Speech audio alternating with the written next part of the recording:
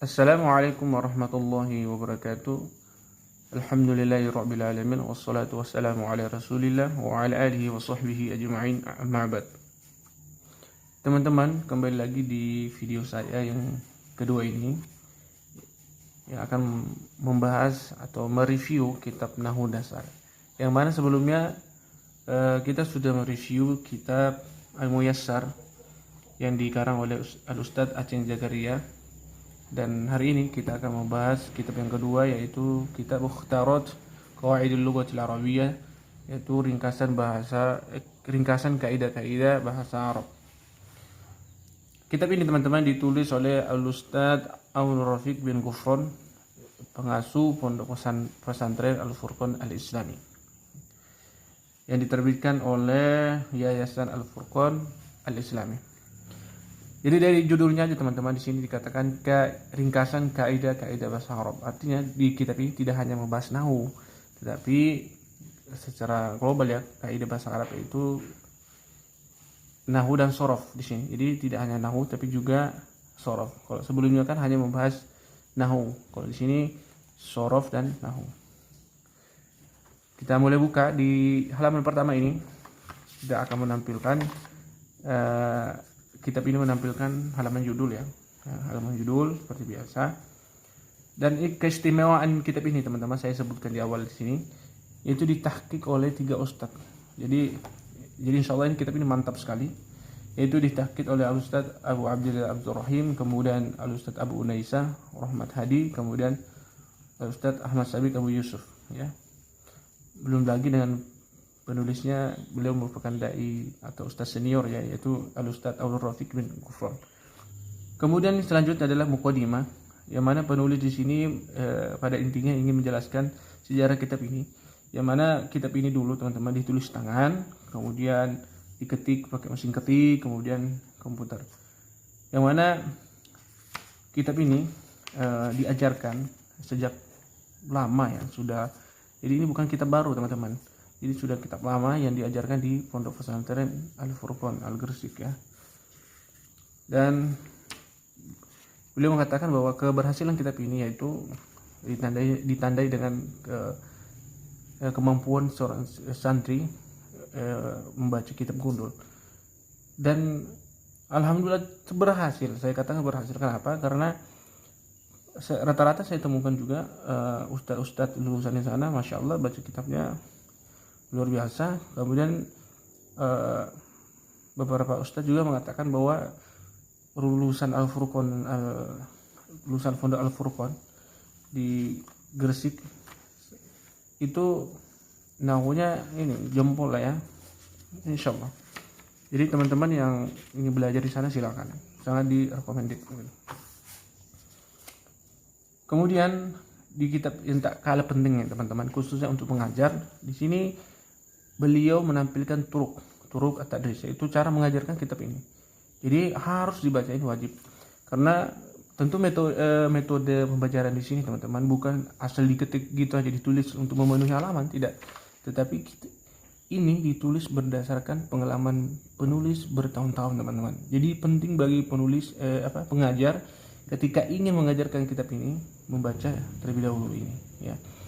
Karena ini akan membantu pencapaian dalam mengajarkan kitab tersebut gitu.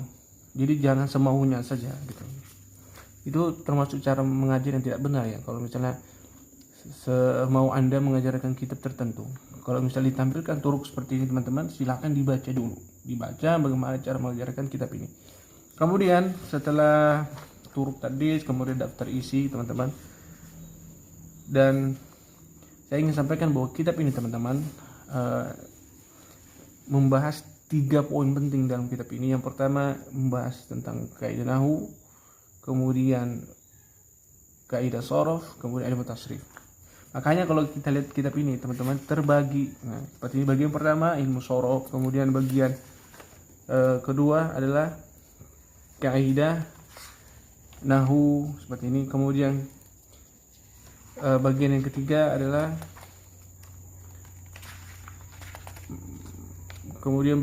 yaitu ilmu tasrif ya. Jadi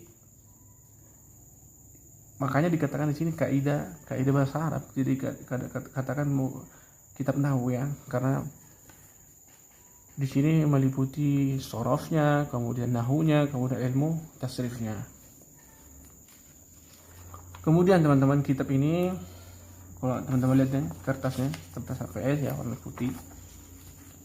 Kemudian tulisannya jelas juga, hasil cetakannya sangat bagus, jelas, tidak ada yang saya temukan di sini yang kabur, artinya buram ya, maksudnya buram, tidak jelas seperti itu.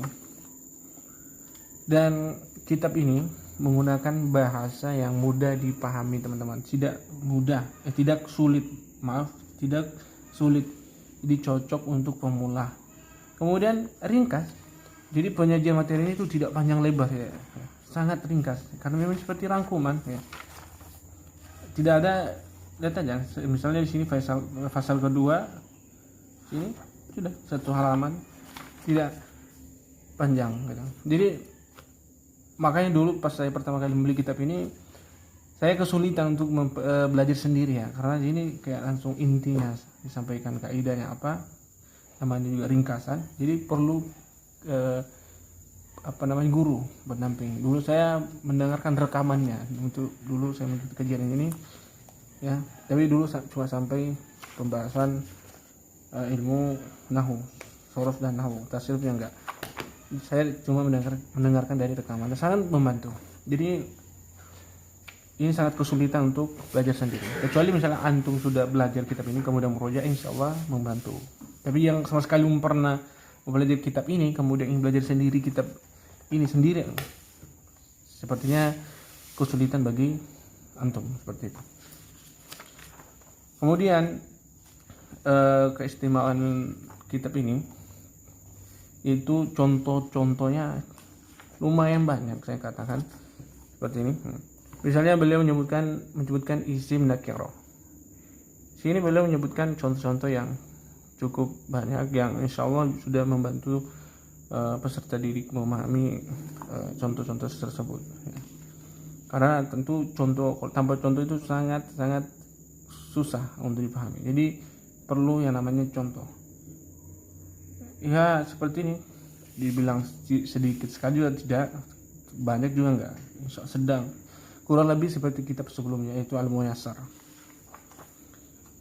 Kemudian setiap pembahasan, setiap bab, di akhir bab itu selalu ada latihan seperti ini. Dan latihannya pun tidak terlalu banyak ya, seperti kitab-kitab yang lain ya. Misalnya kitab, mungkin teman-teman yang pernah buka kitab Silsilah atau kitab Al-Arabiyah Baina Yaday, gitu contohnya sangat banyak, dan ribatnya itu sangat banyak. Kalau ini sedikit aja. Seperti saya katakan, kurang lebih seperti Al-Muyassar, kitabnya latihannya itu sangat sedikit, tidak banyak. Jadi kalau seperti yang saya katakan bahwa kita terbagi tiga tadi, itu ada nahwu, ada sorofnya, ada tasrifnya. Kemudian untuk pembahasan terakhirnya itu khusus ilmu tasrifnya. Kalau di ilmu tasrif ini teman-teman hanya menemui tabel ya, seperti ini. Saya tidak mau menjelaskan apa ilmu tasrif itu karena bukan di sini tempatnya ya. Intinya teman-teman bisa lihat seperti ini saja. Tabel-tabel aja. Kok khusus di tasrif ini antum hanya melihat tabel-tabel.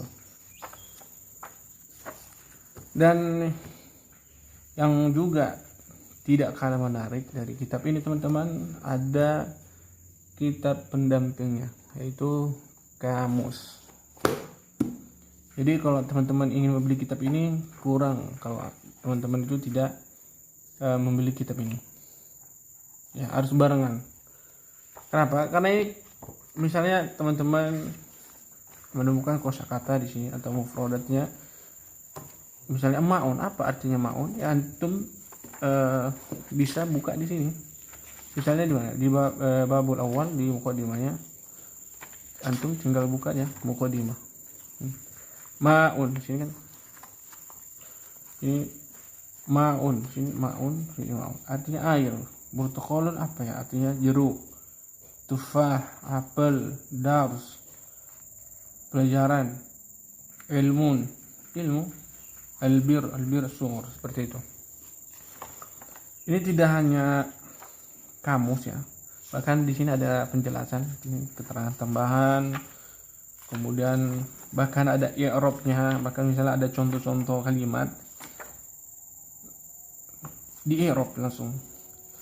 Kitab ini ditulis oleh Ustaz Salahuddin Abu Faiz Al-Furqani ya.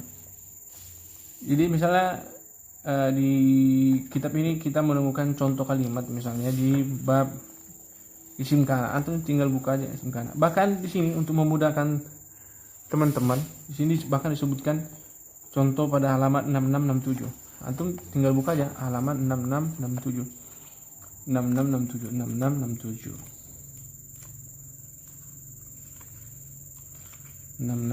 mana?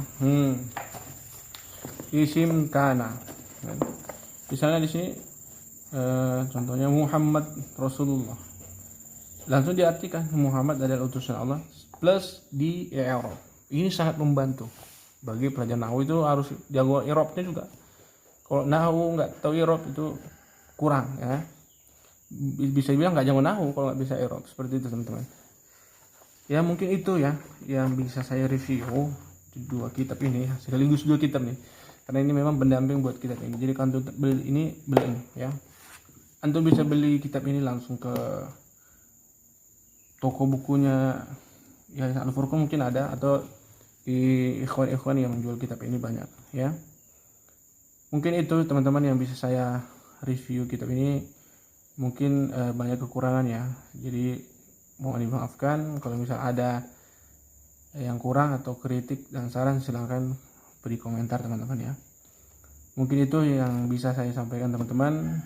Saya akhiri. Assalamualaikum warahmatullahi wabarakatuh.